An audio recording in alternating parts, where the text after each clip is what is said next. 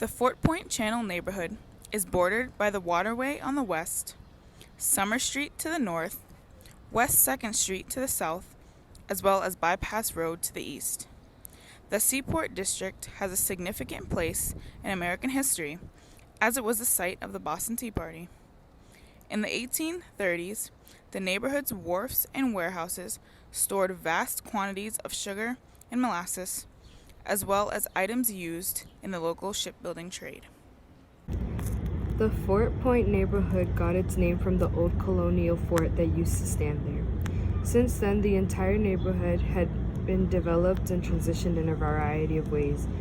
Fort Point Channel was the most difficult undertaking of the Central Artery Tunnel project, which created the Interstate 90 extension.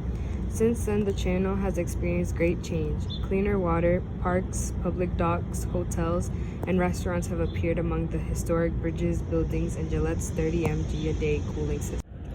The neighborhood of Fort Point is home to over 300 artists creating art in a wide array of media. This neighborhood is recognized as one of New England's largest artist communities. The historic warehouse buildings of Fort Point are home to sculptors, painters, digital media artists, photographers, designers, ceramic artists, performing artists, strollers, book artists, and more. In addition to being home to many artists, Fort Point is home to many art organizations and galleries.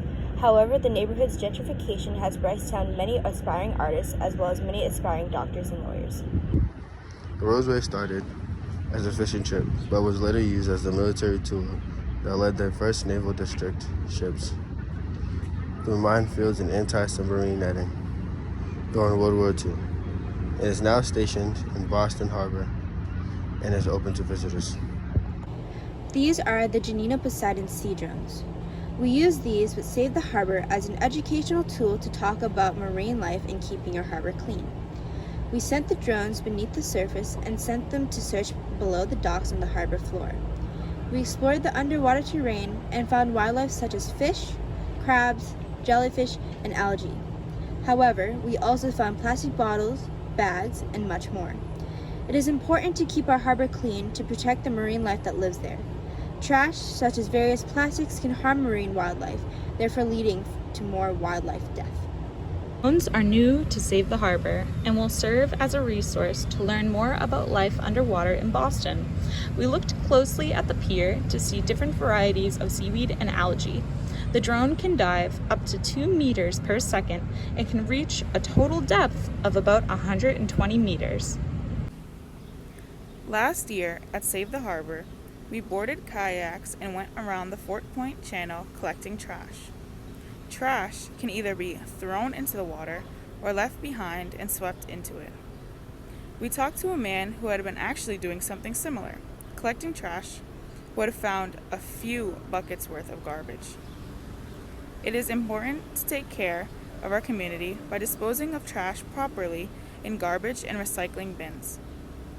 It is necessary to keep our harbor safe to everyone, including wildlife, which is what we plan to continue doing this summer. These crabs here depend on their clean water for survival. It is critical to keep our waters free of pollution to keep the wildlife alive. At Save the Harbor, we are devoted to a tactic called catch and release in order to ensure the wildlife we research gets back to their home. We do this to educate the community of the importance of wildlife near them, to increase awareness of behavior and how it affects them and their communities. It is especially important to educate future generations to do the same thing, so that they can have a hands-on experience while making sure the animals stay safe.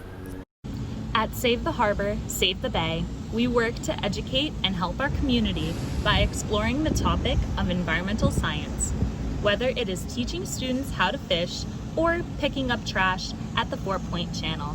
The marine life of Boston Harbor depends on us to be responsible for our waste by recycling, reducing the use of single-use plastic, and remembering to reuse any plastic if possible. By following these steps, we can protect the harbor wildlife and preserve it for future generations. You can learn more about Save the Harbor and find additional resources on our website and blog pages listed here. Thank you.